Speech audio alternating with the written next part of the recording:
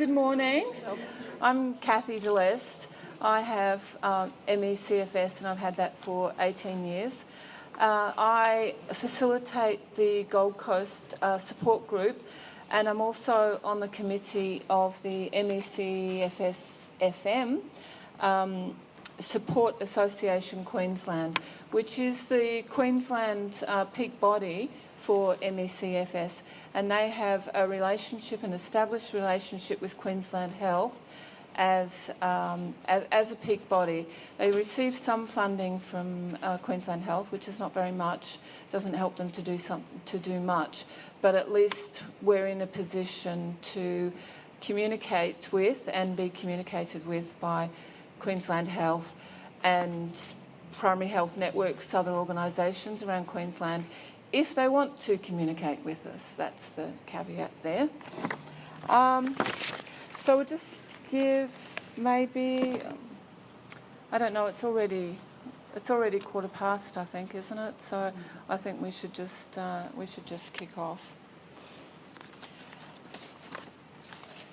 So today's event, entitled Quality and Safety for People with ME-CFS, Rethinking Exercise Guidelines, really aligns with the reason we're having these events around Australia and in Queensland.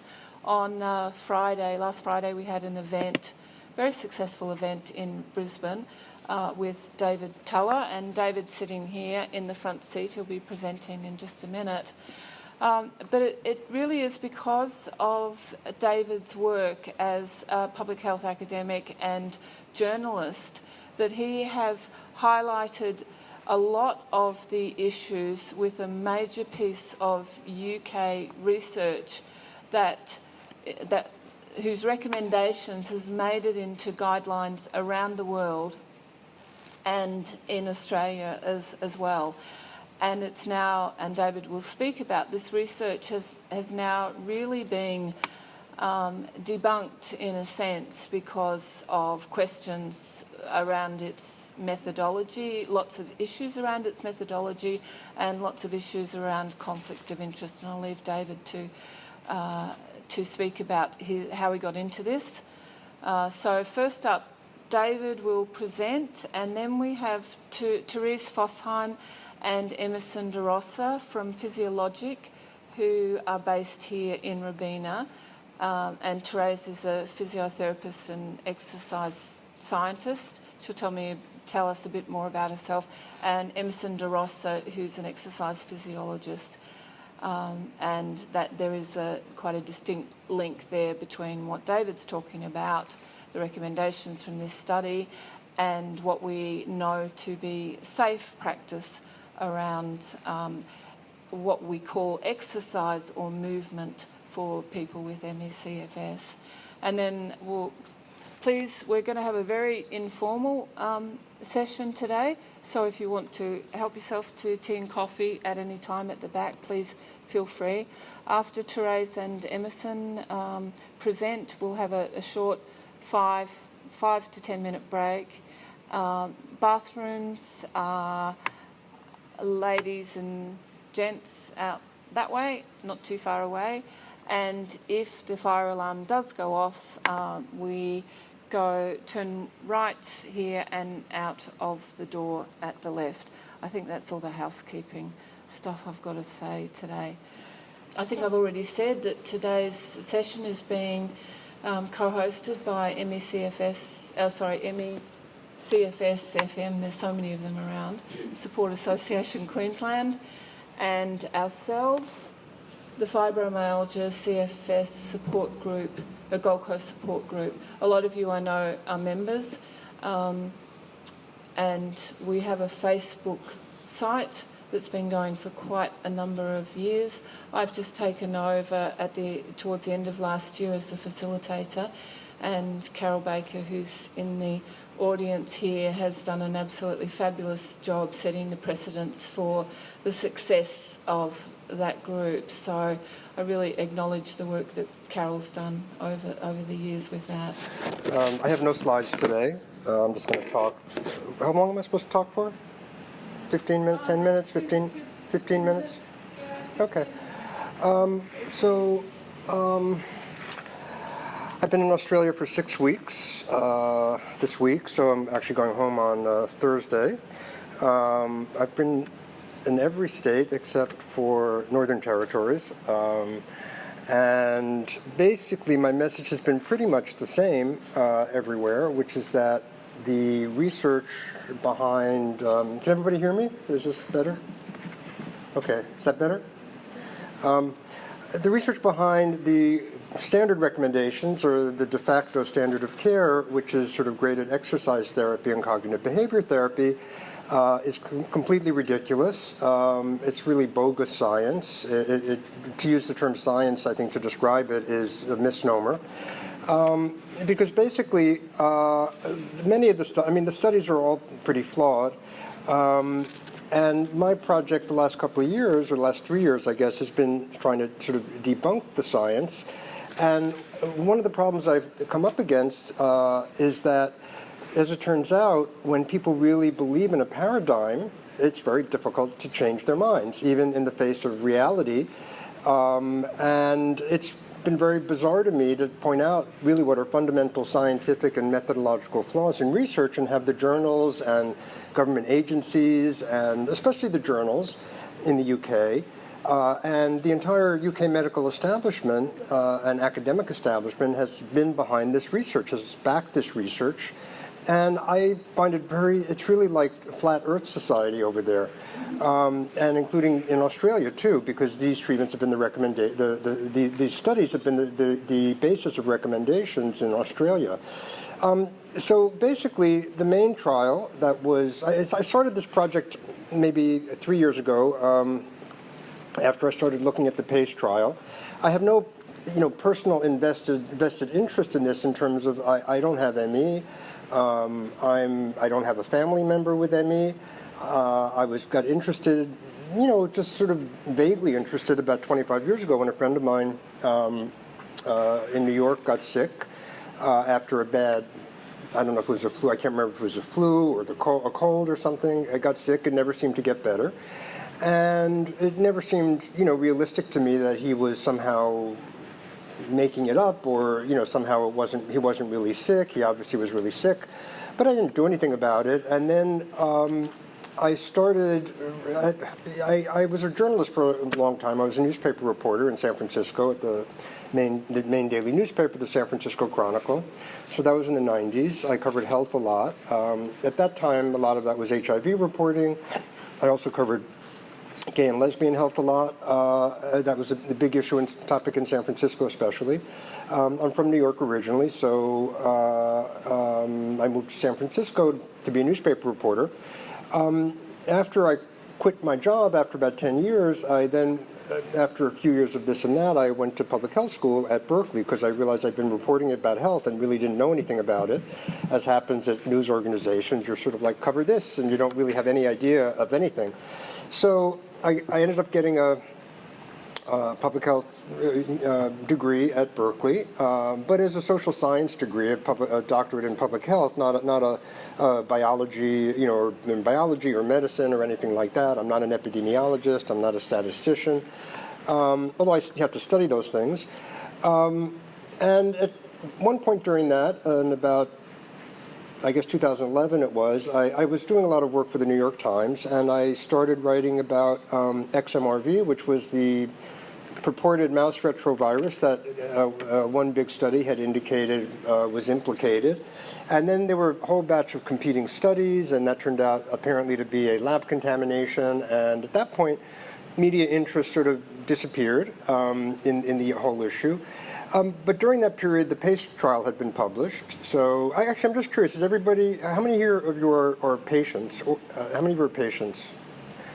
And how many are carers of patients or family members of patients? And how many are medical or doctors or anything like that, or many medical professionals? Okay, exercise physiologists, okay. But not many. So how many of you know, everybody know about the PACE trial? Okay, so I don't have to go into basic things. Anybody not know about the PACE trial?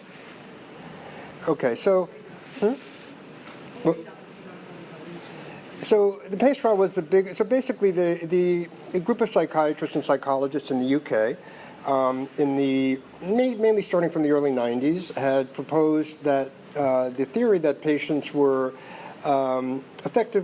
basically deconditioned, and they were deconditioned because they basically had a false ideation or false dysfunctional cognition that they had an organic illness called ME, or chronic fatigue syndrome. And one of the reasons basically they acknowledge that people often reach this condition after an acute infectious illness, often glandular fever, or what we call mononucleosis, or a bad flu, or some other kind of infection that then passed away.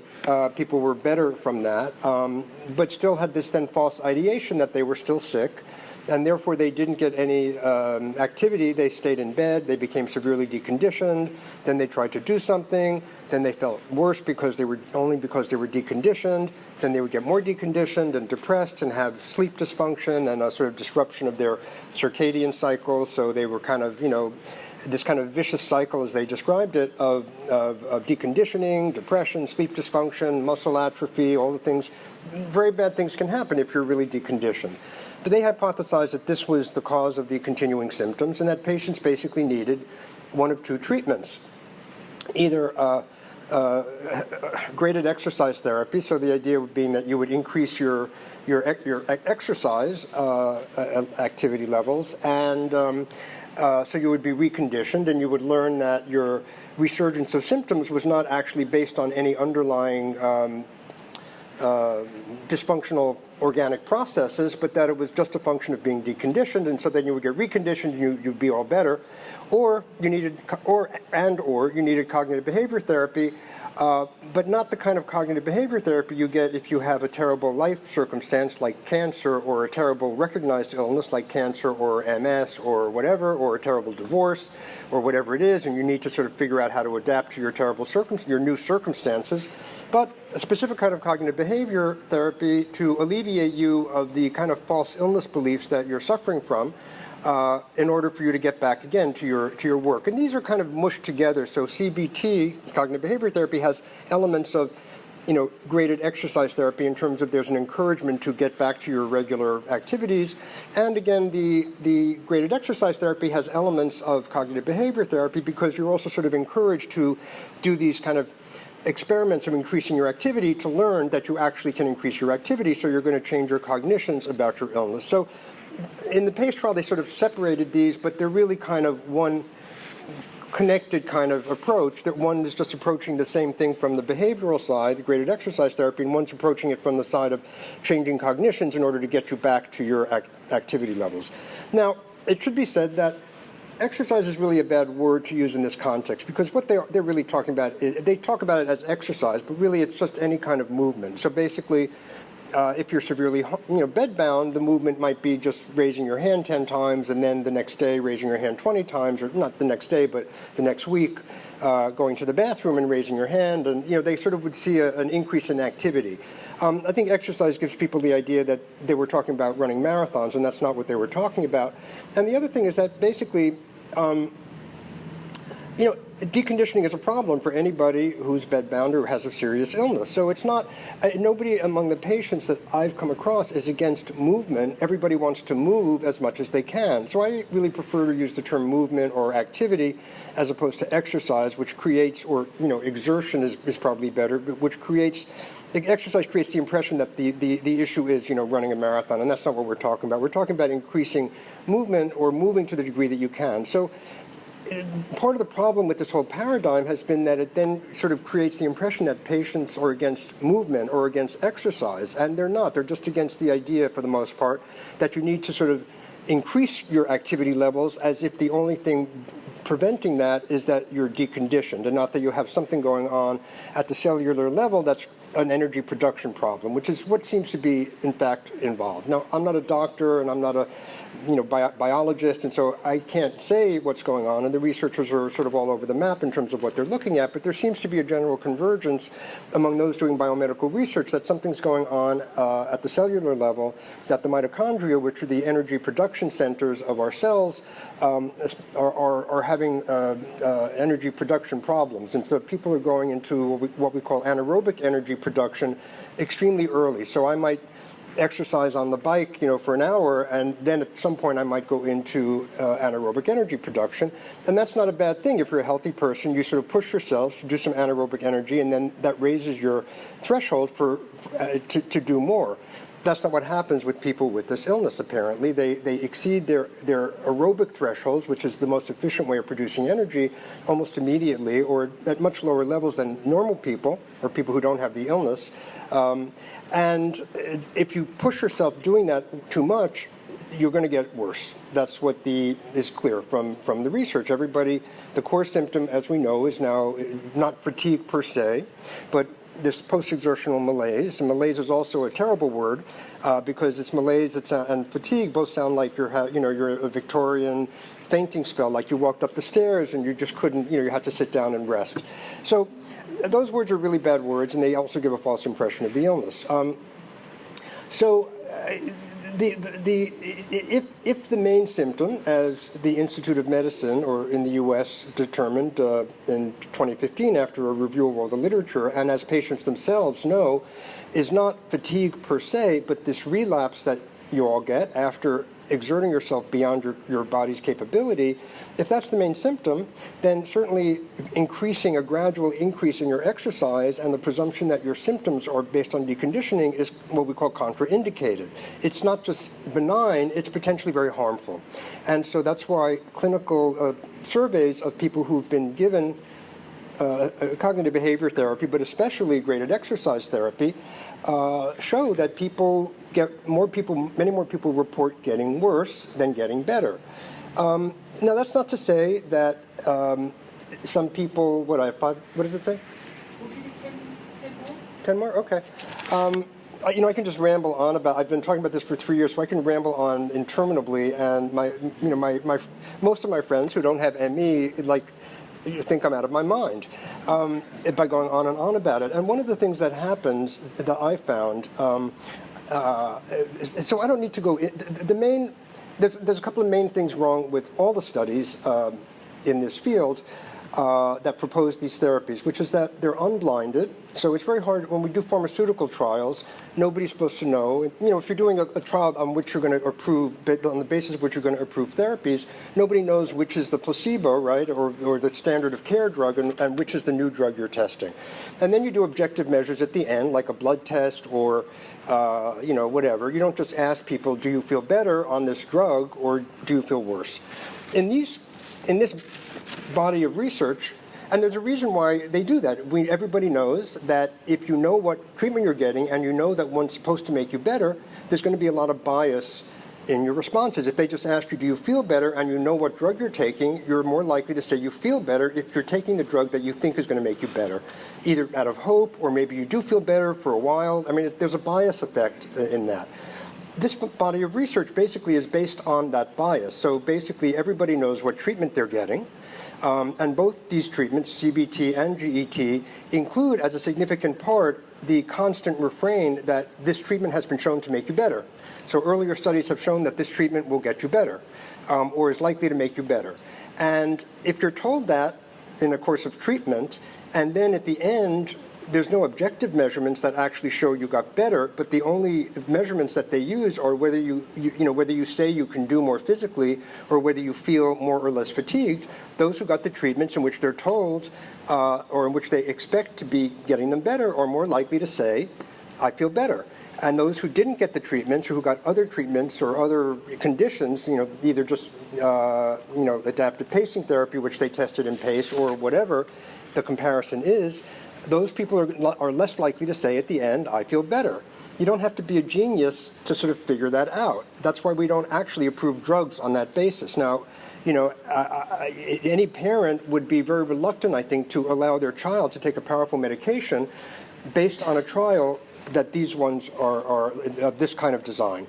But that's the basis on which these treatments have been approved and adopted all over the world.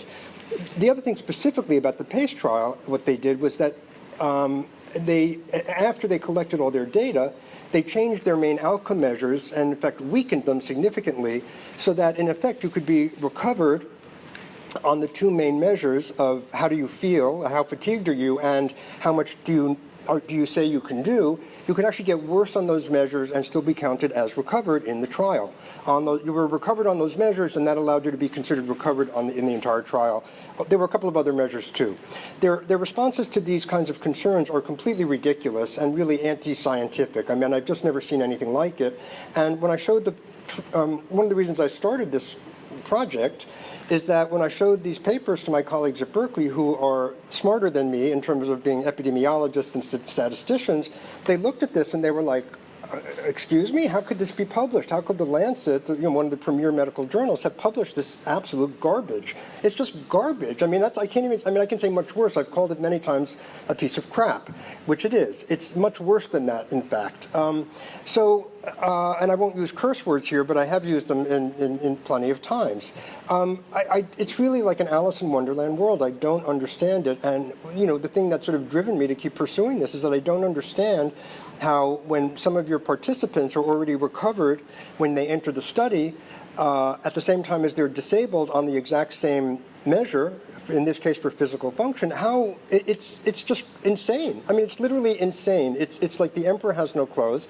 And in the entire UK medical establishment, they're just supporting this study that's insane. And it drives me bananas, and what I've noticed also is that you can tell I get very kind of agitated and excited, not excited in a negative way about this. When I talk about it, that's when my friends start thinking I'm crazy because I go on, and I say, just shut me up when you've had enough.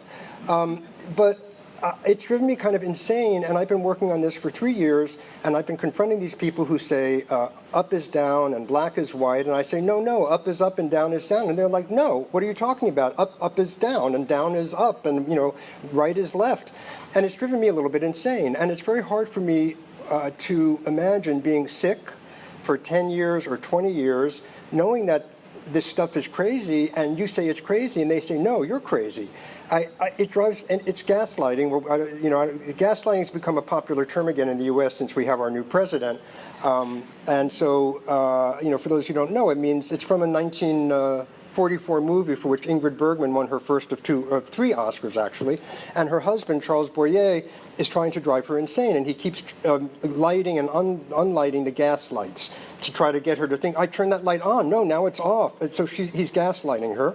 It was a very popular term, then it fell out of favor, but with Trump came in, it's come back into favor in the U.S. anyway. So they've been gaslighting patients for decades, and they've been trying to gaslight me as well. And it works when you do that to people, especially people who are vulnerable. So I've just so horrified by this research that's kept me kind of, again, not because I have a vested interest in terms of a personal or a family connection, but just because I'm horrified by really, really bad science. And not only bad science, but really what would be considered research misconduct. You simply cannot have people in your study who are recovered and disabled simultaneously on a measure. Whatever else is in your study, if that's a feature of your study, it cannot be published. But this study was, and that's the big mystery, how this happened, what's going on in the UK at the Lancet, that this can be accepted as science. It's really insane. So that's been my message here in Australia. In the US, finally, last year, the Centers for Disease Control, which is our main public health agency, removed cognitive behavior therapy and graded exercise therapy from their recommendations.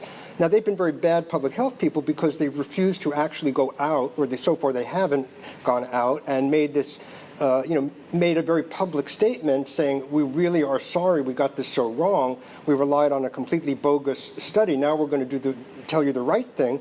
They just kind of quietly made a change, and only when then it was noticed, and then I asked them about it and reported it, was it sort of public that they did it.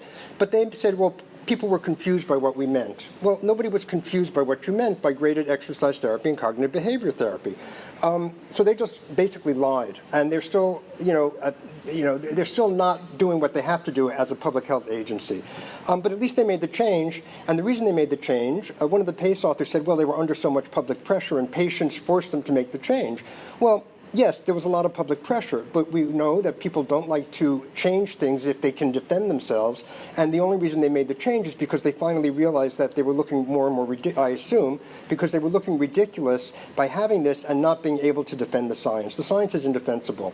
So they made the change, and that has been, that's something one can point to say, well, in the US, they've made this change. That's really important. In the UK, the agency that does guidances is doing a full update, what they call the full update of their 10-year-old guidance, which recommends these therapies based on earlier studies. But in Australia, nothing much has happened yet. So that's been my kind of message here, that Australia's kind of lagging behind in terms of looking at the science rationally. The GPs group still recommends these treatments and still, based on PACE, and it's really wrong. And so I think from a policy perspective, everybody's concerned about NDIS and the pension scheme, and that's all really important, but they're basing their kind of recommendations on the fact that the GPs still recommend it. So one of the points I've tried to make is that the main policy thing not the only policy thing, but one thing that really should happen is for the GPs to be kind of pressured to review the new data, review the new literature, review all the problems with the PACE trial and the other basis of what these recommendations are, and just finally acknowledge that, no, these treatments are not indicated for this illness. I just want to make one last point, which is that, again, nobody's against exercise. Everybody should move their bodies or do whatever cognitive work they can do to the extent that they're able to do it without going over their thresholds and causing themselves a relapse. So it's not about, it's not against exercise, it's not against activity, it's not against movement, it's against the graded aspect of it, that there's sort of a presumption that you're going to increase your levels no matter what.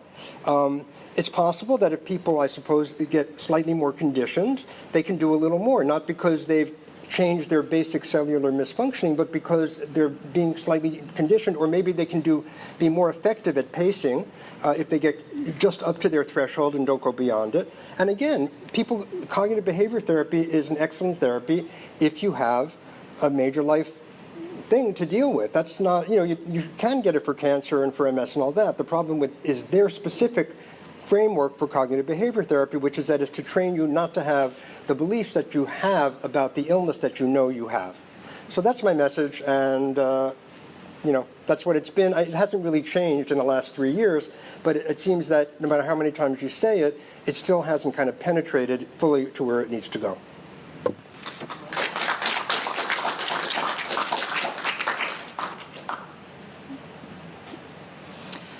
Thank you very much, David. That's absolutely brilliant. Yes, hello. We're going to do it at the end with the panel. Thanks very much. There will be, I'm sure, lots of questions, so we've got plenty of time for that. So I will just introduce again Therese Fossheim and Emerson de Rosa, and I'll let Therese talk about, introduce yourselves in more detail. All right, firstly, I'd like to thank Kathy for the invitation, and thank you to David for all his hard work on this topic. It's much needed to get more awareness around this so we can get some more answers. Emerson and myself, we work in a testing facility called Jupiter Health at Physiologic at Robina, and I'm going to talk a little bit more about the testing that we do and show you some images to explain it a bit better. So what we do is called cardiopulmonary exercise testing. Has anyone heard about that before? Okay. So what we do is measure energy production. We measure how your body is converting fuel into energy. And we do that by the test is done either on a bike or a treadmill. So we start the test at really low intensity suited to the person. We're gradually increasing the intensity, you can see there. Now, at the same time, we're measuring oxygen the amount of oxygen that your body is using and the amount of carbon dioxide that your body is producing. Now, for ME-CFS is very useful because you can determine specific thresholds, and this is very important in finding or in pacing, in getting strategies toward pacing better on a daily basis. And it also is good because we can show you your energy metabolism, make it a visual thing, so that it helps as an educational tool. We also measure post-exertional malaise, as was discussed before. It can be done doing testing initially, and then 24 hours we do the same test again. Now, for people that are healthy, those two tests are exactly the same, whereas for someone that has post-exertional malaise, it's significantly reduced on the second day. And we're going to have a look at some examples later. Now, I will say that this particular protocol increases the risk of severe exacerbation of symptoms.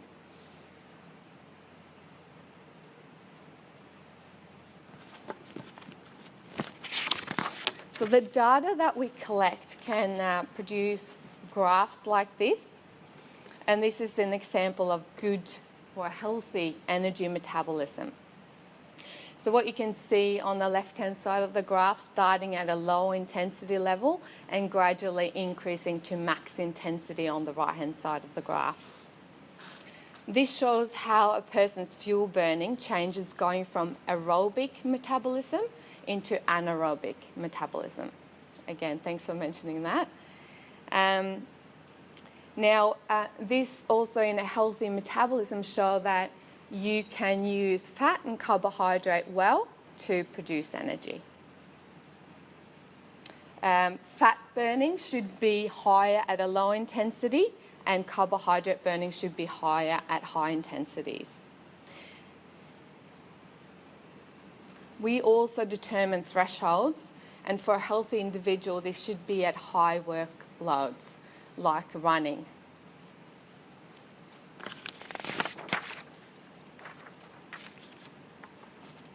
We see a much different result for someone with ME-CFS. And the major problem with these people is that they've got an impaired aerobic metabolism, which means that it's a reduced capacity of using oxygen to convert fat and carbohydrate into energy. So they rely on the much less efficient anaerobic metabolism. And you can see the thresholds happen at much lower workloads. And even in athletes, we don't recommend that people spend too much time in these thresholds because we know that it does actually stress the immune system. So it's important for ME-CFS clients to be mindful of these thresholds so that they can adjust their activity levels on a daily basis. And this is to reduce the risk of post-exertional malaise. Now we're going to just look at an example to look at the numbers. Here's a case study.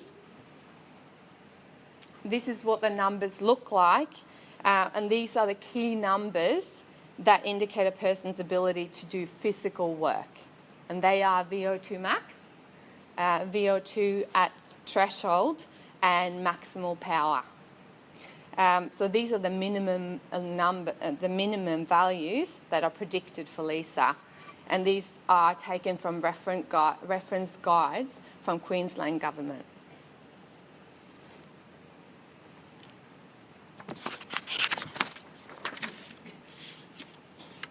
You can see on Lisa's test on the first day that they're lower than predicted. And that shows that Lisa has an impaired capacity for physical work. Now, this only happens for half of the people that we test with ME-CFS. So, on the second day, 24 hours later, these are the values for Lisa. They have significantly dropped compared to the predicted values. In a healthy individual, these values on day 1 and day 2 should be the same. So this demonstrates post-exertional malaise in Lisa, and it demonstrates a physical disability.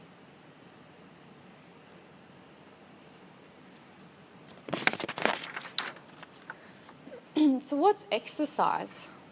Shouldn't really be used, that term, in ME-CFS case, but our standard definition definitely doesn't suit the ME-CFS case. And when we look at the intensity that takes us up to anaerobic threshold, for a healthy individual, we need to be running.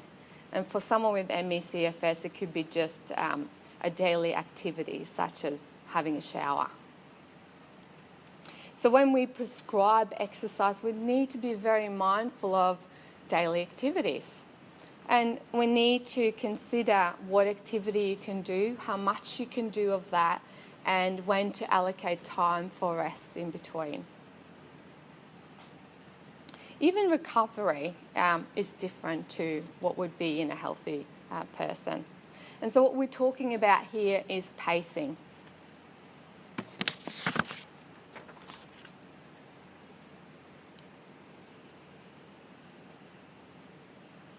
Now, pacing requires continual awareness and discipline.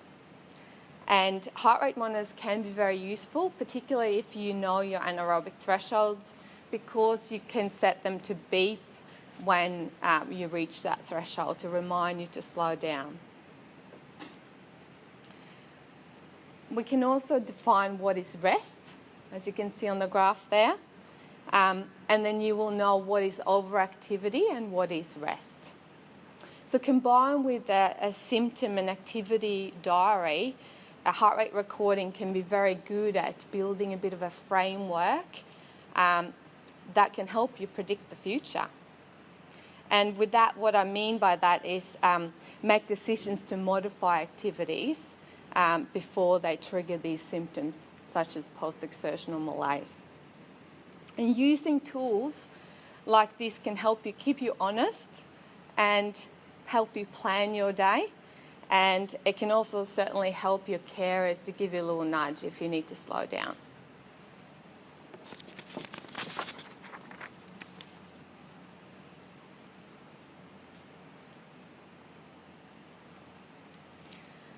So if a person gets to a point where they can do some exercise, then we need to remember that the traditional models of exercise carry a severe risk of exacerbation of symptoms. So if we do prescribe exercise, the load needs to be extremely low, much lower than a healthy or even other patient groups. The exercise intensity may be lying on the floor doing some simple exercise, and they're very short in time. The recovery time needs to be extremely long, up to minutes lying down, and we measure their heart rate to ensure that heart rate recovers to resting level. If they don't recover, then exercise session is abandoned. But I will say, to finish off, that our main goal is to make sure we don't do any harm, so not making anyone worse, to help them with their symptoms, to try and manage their day better, and to hopefully then improve some quality of life. Thank you very much. Here's our details if you have any questions, but would you like the questions to happen now or after you? Okay, yes. Okay, thank you.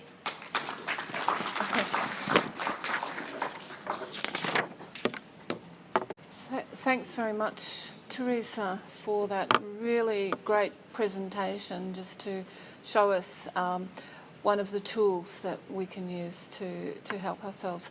Now, we had planned for a 5-minute break if people want to just get up and stretch your legs, help yourself to coffee. We'll have about 5 minutes and then we'll come back. So just grab whatever you need to do and come back.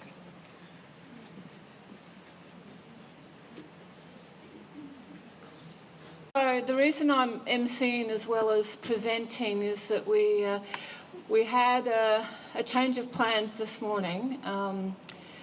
Because we are a support group and we're not financial, we rely on the support of our members who are, or members of our support group who are mostly, well, all of them are very unwell. So when things pop up like this and people can't come, then we just have to get on with it. So if any of you who have ME-CFS and have healthy relatives or friends who would like to help a little bit, that would be great. We have a small steering group of myself, Josh and Ilana. You want to put your hand up, Ilana, at the back there? But if anyone has the energy and inclination to join us and help us, that would be absolutely fantastic. Or who have any ideas. Every little bit helps. Even, an hour a week to send some emails or something would be fantastic. Therese has got some business cards here. They're on the table there if anyone's interested in picking one up.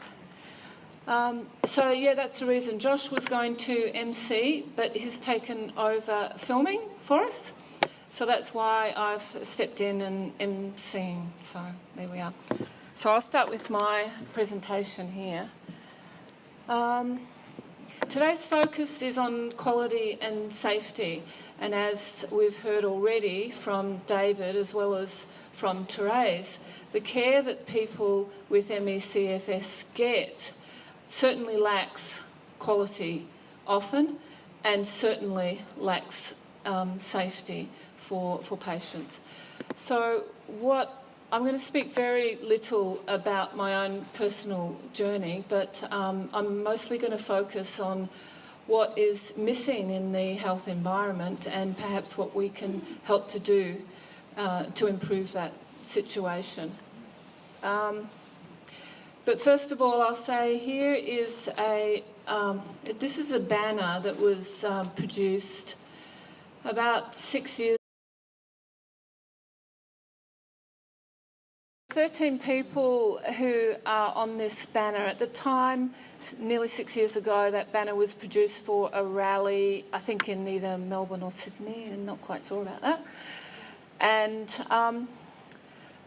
of those, they were all bedbound. It was really quite, tragic stories there of how severely these people have been impacted by ME-CFS. Still to this day, the majority of those people are still bedbound, but they're not even able to use social media, which was really their contact with the outside world. So a lot of them are unable to do that, still bedbound, but also still some of them, I don't know about all of them, but without much care at all, no support services. They rely on friends and relatives, often with ageing parents who are unwell themselves. So I always acknowledge these people and certainly just acknowledge the work that people like Carol and the Gold Coast Support Group have done, and all the other social media groups around ME-CFS in Australia. ME-CFS Australia is another organisation that works to highlight awareness of our condition and the system within which we live. I'll just point out Jeff Holman at the back here. Jeff, do you want to put your hand up? Jeff is the president of the ME-CFS Australia Limited company. That is the national group for ME-CFS in Australia, and they work to help the states, other organisations. They also submit to governments in great advocacy for our cause. I'm sorry, I'm just getting a little bit tired here, so I'll try and slow down. Recently in Brisbane, I'll just give you a little bit of background, two other advocates and myself have been visiting politicians to present the case for ME-CFS and why we should get more notice, more funding, more help, and certainly more political consideration of ME-CFS. Here we are. Some of you might know Shiloh Moore up here with me. That's with Michael Berkman, Maywa, a Greens candidate. He was very, very receptive and is doing some work to help us. Fantastic. He's a lovely person. And also here on the right, Senator Bartlett with myself. He is a Greens senator from Brisbane, and he actually came to our presentation in Brisbane on Friday. He's very, very positive and is taking some questions back to the Senate. Michael Berkman as well, he's taking some questions back to the Queensland Health Minister. So we're very grateful for that support. I don't know how many of you know about Scott Ludlam's efforts in the Senate. He's been former senator, Scott Ludlam. He was a great advocate and has been for ME-CFS, and Senator Steele John, who has now taken over from him. He is himself has a disability, and he is doing some work behind the scenes, I believe, on raising the awareness for ME-CFS. So I don't know how many of you know about the national statistics, things that we do. What we do know about ME-CFS is, that it is more common than MS, Parkinson's and AIDS. And Professor Ron Davis, who is a global researcher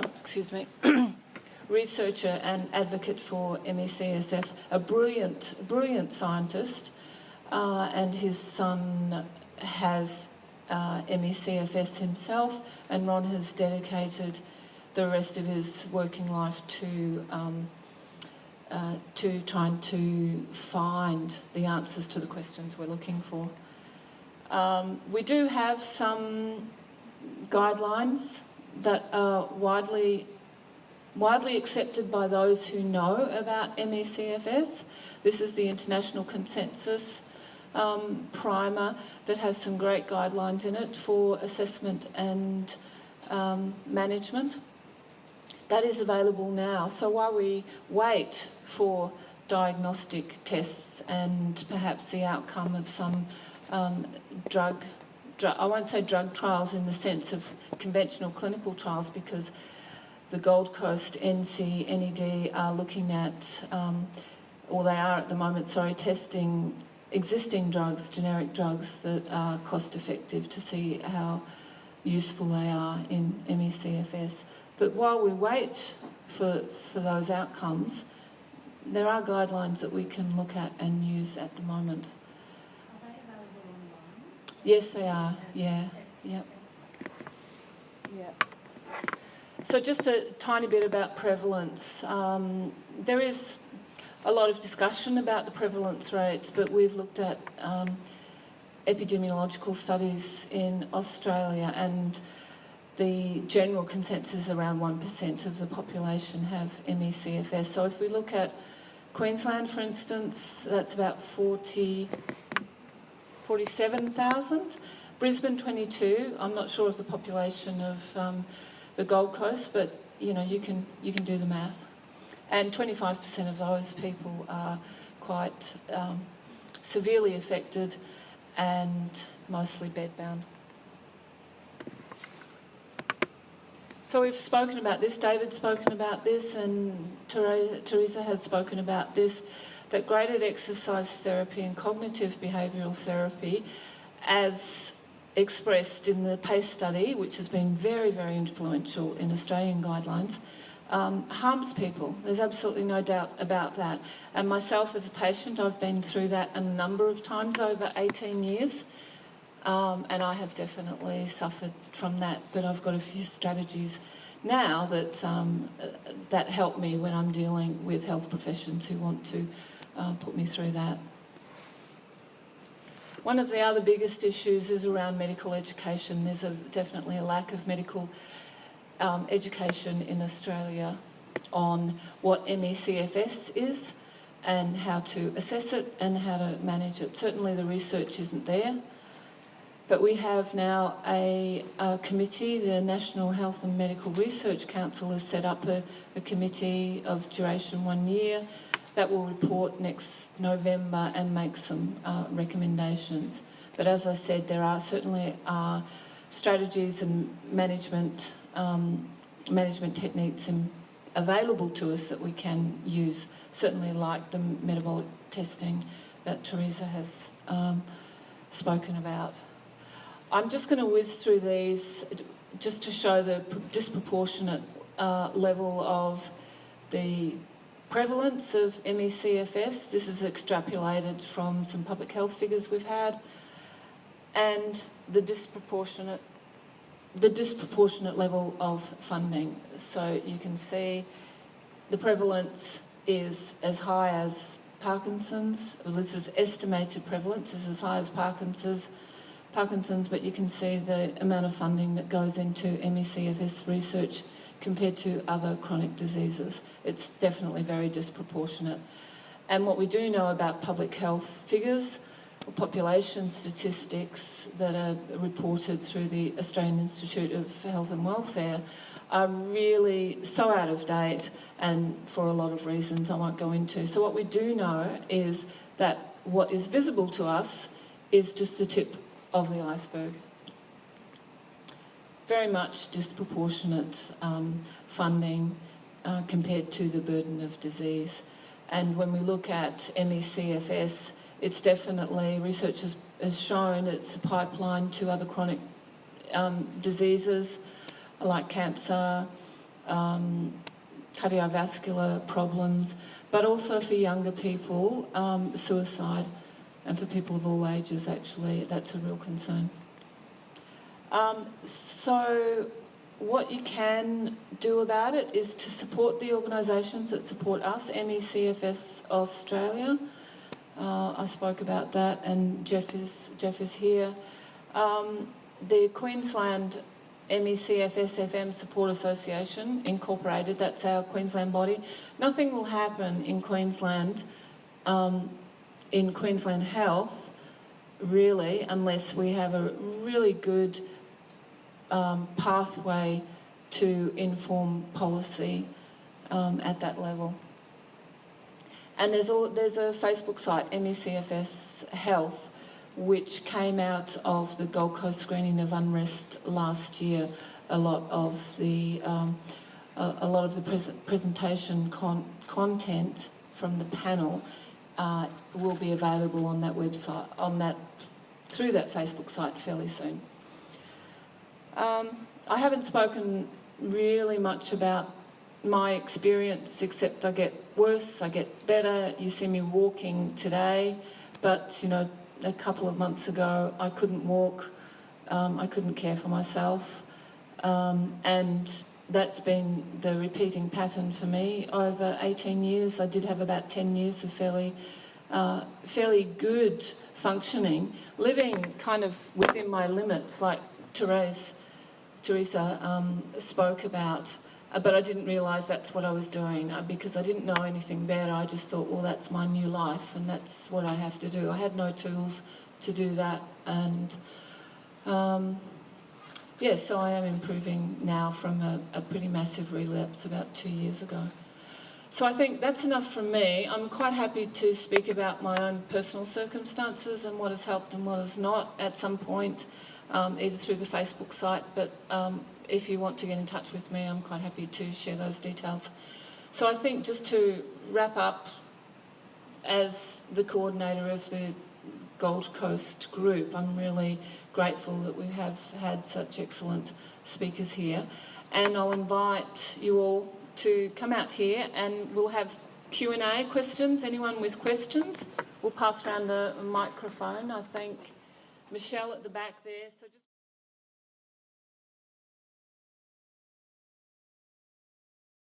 Hi, Therese. I wanted to put a question to you. What I've noticed is I've had ME for a really long time, but even today I still don't know how much exercise, like it just fluctuates so much. And I'm always leaning towards doing too much because I want to, my mind wants to, but my body just feels the effect after. And what I've noticed is that I can't really exercise at all in the morning. Like, I don't understand why there's such a big difference between exercise in the morning and when my body wants to do it, which is about 4 o'clock. So generally I go for a walk about like 20, 30 minutes, probably 3 to 5 days a week. But my question was, do you know why it's worse for me in the morning? If I go for a walk, even for 15 minutes, like I come home and I have to go to sleep, like a coma-like sleep. Yeah, so. I think, can you hear me? Yeah. I think that it's very individual. I think a lot of people, you might find we hear some people are better in the morning and then some people are worse. I don't think there's a general answer for that. Hence again, what we do is to look at the heart rate, look at how people respond. One thing that can be done for you right now might be to log things and start learning more about yourself and what your limits are, so that you can start adjusting and make adjustments gradually, so that you have, the adjustments that you make, are either helping or they're not, and then make new adjustments.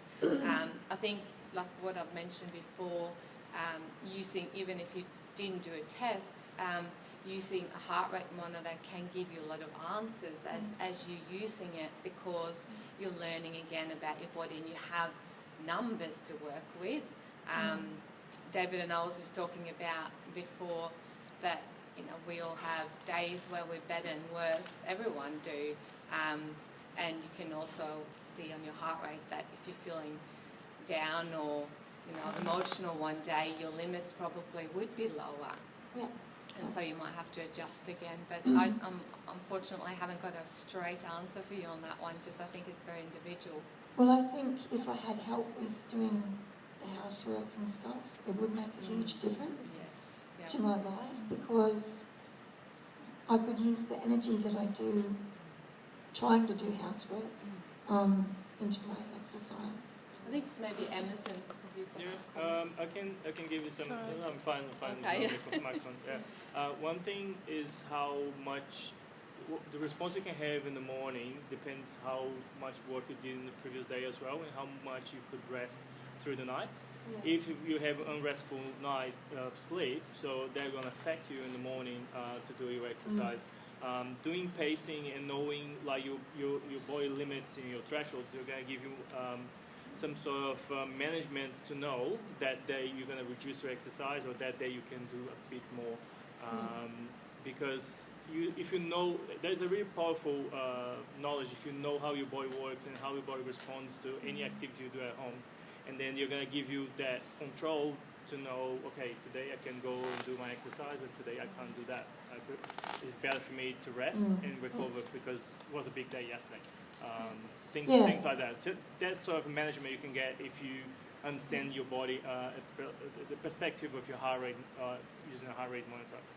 Yeah, what I found is the last year my sleep is just really, really non-existent now. So I'm hoping Makes sense. Like to not feel well. Yeah. That makes sense. Yeah, I'm hoping that improves soon. Yeah. Yeah, Thanks. thank you.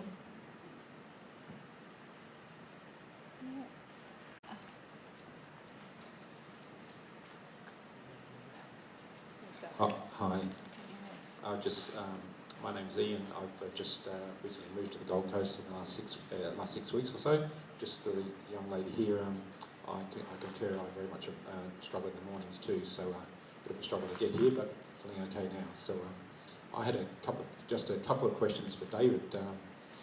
Firstly, thank you for all your work. I've sort of followed your work a bit the last few years, and we certainly need some sort of a strong advocate in the journalism space in particular. So thank you all very much for your work. It's been a great benefit. And sort of related to that, I was just wondering what you think the chances are and also the time frame for whether there's ever going to be a full retraction on the PACE study in the UK, how we could make that happen at all, and also legally, whether there's any chance of getting some sort of legal work there to, you know, to me it seems like fraud, quite frankly, scientific fraud. I can't remember whether you used that same term yourself in your work, but it's just a disgrace. So, and just in background to that question, I've personally had a big legal win in the last year, getting early access to my superannuation through a very good law firm, Morris Blackburn. It took me 3.5 years, but I had a big win, a lot of money. And besides the money and the quality of life and support I'm getting now, it also just made me realise how much, if you work within the legal system, how much people and organisations stand up and take notice. What was your legal? I mean, what was? It was basically getting early access to my superannuation on health grounds. I've had ME-CFS 29 years. I've been off work 16 years, and I had a very large superannuation fund, with multi-billion superannuation fund. Basically told me I was a malingerer, a liar, despite very strong medical support on my behalf, GPs, experts, etc. So it's just in my personal case, I've noticed that if you get through the legal system, if you're having trouble with the medical system, it seems like within the legal system they base it on facts.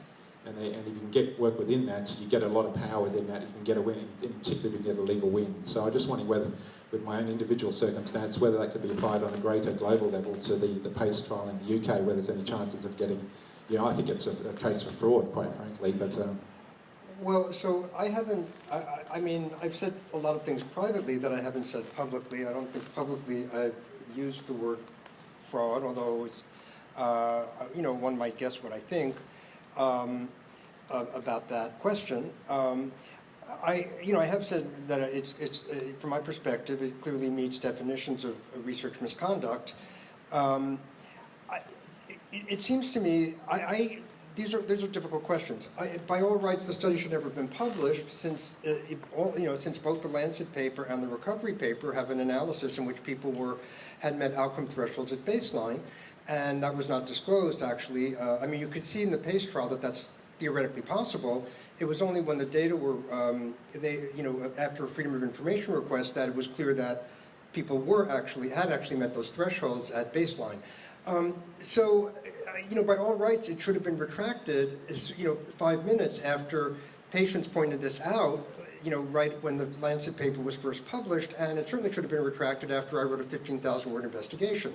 Since it hasn't been retracted, and since there seems to be a mass delusion in the UK about the quality of this research, I don't know what it will take to get it retracted. There doesn't seem to be any overriding, authority that can force that. These are private businesses, essentially, and, my goal has been to try to create maximum public embarrassment, because I don't really do anything at this point thinking that the Lancet will actually respond, or that Psychological Medicine, which published the recovery paper, will respond. They're obviously all very tightly linked, and the entire academic and medical system in the UK has backed this study.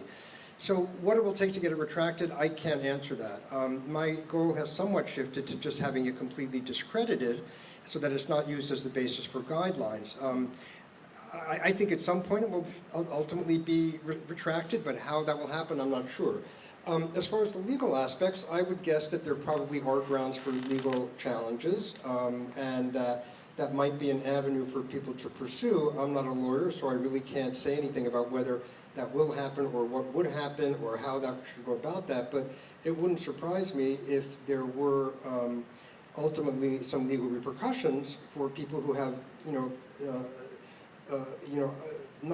wasted £5 million of UK taxpayer funding with really bogus research, but also have continued to defend it in the face of really indisputable documentation that what they've done is scientifically invalid.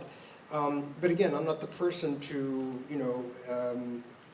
it would be nice if that were possible. I'm not the person who can sort of adjudicate that or determine whether that's an approach that will work or whatever, but it wouldn't surprise me if people see what's happened and take that approach. And I think it, might be an effective approach ultimately to take.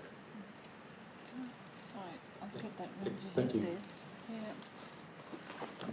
Just as a follow-on to that, there is a resource, MECFS legal resource. I think it's a Facebook page or a web page, but if you give us the details, we can come on.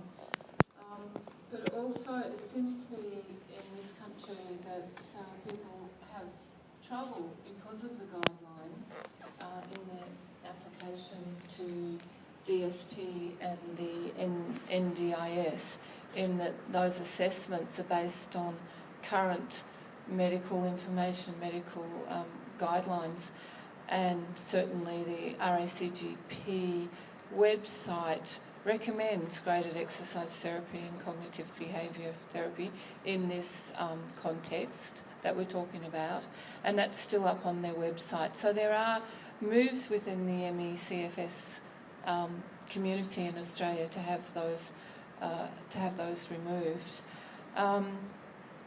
And I've forgotten another point. I'm sorry. So I'll just pass on. Are there any other questions? There's one here. David, I wanted to just ask you, I know while you've been here in Australia, you've been making lots of visits and appointments and so on. Who have you been meeting with in the medical fraternity, as it were, and what sort of reception have you had? Well, so most of my meetings have been with patient groups and media interviews. I did along with some researchers from University of Melbourne. We had a meeting with the chief medical officer in Canberra. We basically did our dog and pony show, and I said that the guidelines were based on science that's bad, and the researchers talked about what they saw as some of the physiological issues going on. Whether that will have a downstream effect, I have no idea. I would say he was somewhat he was sort of pleasant but equivocal. I had a meeting with as well, like a phone meeting with someone from NDIA, and I was actually I was meeting with along with Eleanor Flowers, who's a local advocate in her daughter. She's involved with the Canberra ME group, and her daughter has a fairly severe case. And they had originally scheduled it. We were supposed to meet in person at the airport, and then the person's flight was canceled, and so they could have just sort of fobbed us off, but they actually went out of their way to schedule a phone meeting that later. They asked us, so can we reschedule for it? We're so sorry. So I was impressed with that. They actually really wanted to speak with us. It wasn't just, it didn't seem just pro forma. And that was, I thought, they did, we made it clear that we understood that NDIS was having a lot of problems, not related specifically to this illness. And we didn't, blame them for how can you be doing this with this illness. We sort of were sympathetic to the issues that they were trying to deal with in general, and talked about some of the specific things with this illness that made it particularly difficult for people with ME to get, that kind of support. So that seemed to open the possibility of some follow-up and some discussion of, there was some indication that they were going to review their B list of illnesses, and that there would be some consideration, hopefully with some follow-up from the local ME group about trying to get ME added to that. So that seemed like a positive meeting. Beyond that, I would say that the talks I've given, I gave a talk at Hobart, which was at one of the medical centers there, or a research institute associated with the University of Tasmania. So there were about, of the 40 people there, about a quarter of them were medical and healthcare people. But that hasn't been the case in the other groups I've talked to, where there's maybe been one doctor or two doctors or someone who already is sort of connected. So there wasn't really anybody being persuaded.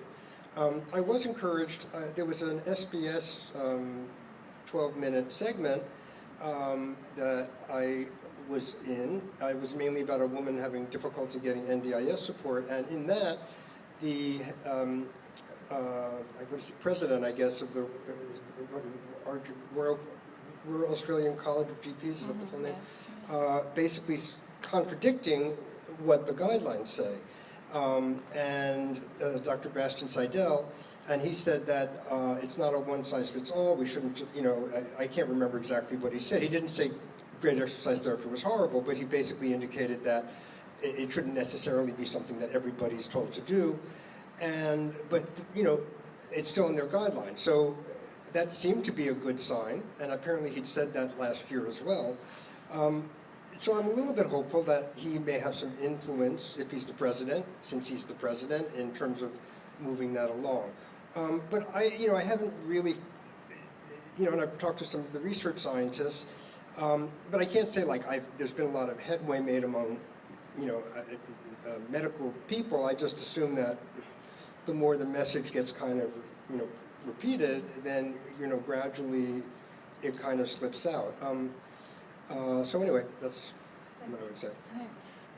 Thanks very much, David. I think we're getting close to, I think we have to wind up now, but I'll just make a comment about the work that Therese and Emerson and their practice do, and that gives us some objective information about how we can better help ourselves to manage within our kind of energy envelope, but also to provide some objective evidence for the health practitioners that we're working with as well. I haven't done it, but my daughter has just been diagnosed with ME-CFS after 5 years of really struggling, and she's only 20, and she's going to go down and be tested and try and get to grips with what she can do early on. So if there's no more questions, I think one more, yep, okay, one more, and then that has to be the last one because we have to pack up, and I'll just ask any people who can help when we're packing up, we'd really appreciate that. Hi, and this one's for Therese, is it? Therese? I've heard that it's safe to go over your anaerobic threshold for 2 minutes before doing damage, as long as your heart rate goes back to 10% or lower of the resting heart rate within 3 minutes. Do you work with that sort of principle? That's a principle I've been working with for quite a few years. I became bedridden 3 years ago, and I've worked with this principle to get back up to, I'm now about functioning just under 50%. And I'm doing little bouts of actual exercise on a trampoline, just doing very gentle rebounding. So I just wondered, do you work with that type of thing? In regards to exercise protocol, what we do, we try to get really individualized. Sometimes it'll be 3 minutes to rest from the part of the exercise. Sometimes some people need to rest for longer. So I can't say what protocol you're going to use on you, what protocol would be better for you, because it depends on several variables and it's different for everyone. Thanks. Yeah. Okay, thanks, Therese. Thank you very much, everyone, for coming and for supporting us. It's really great, and we can only do this advocacy with your support, so any bit of support you can give would be greatly appreciated. And I'll just mention here that David, for David to continue his work, he last year did some crowdfunding, which enabled him to come to Australia, and now Berkeley University is again crowdfunding, so David's work can continue. So I encourage you all to have a look at the links, which we can put on our Facebook site, but they'll be on, I'm not sure where else they are, but we can give them to you. You can probably just do a Google search. If you do a Google search, Berkeley, David Tuller crowdfunding, the site will come up. Yeah. So that would be great, because David's work, I personally believe if David hadn't done his work, we certainly wouldn't be in the position we are now. And I can see that Jeff Holman has got the microphone over there. Last words, Jeff. You have to hold the mute button in. I was just going to steal your thunder for a second. David is at the end of his 6-week tour, and this would be his last official event before he goes home. But he's had 6 weeks, and I've seen his schedule. It's been a very, very long 6 weeks. So, look, just on behalf of all of us in Australia, thank you for your efforts, and we know you can't solve all our problems, but you've done a very good effort in getting some communication lines open and getting across some of the issues to some of the powers that be across the last 6 weeks, which has been great, and we do appreciate it very much. What was the? I was just saying we appreciate your effort very much for the last 6 weeks. Thank you. I just want to say one thing, which is that I have gotten a number of emails from quite a few patients concerned about my health, and especially after the SBS TV segment where I cried a little bit that I was about to have a nervous breakdown or, collapsing under the pressure, and I just wanted to reassure everybody I'm really fine, and I've had a great trip, and I'm used to working a lot, and so I actually enjoy it, and so no, my health is fine, and nobody should spend time worrying about my health. Just take care of your own health. Yeah, thank you. And thank you very much to Teresa and Emerson as well. It's been great having you today. Thank you.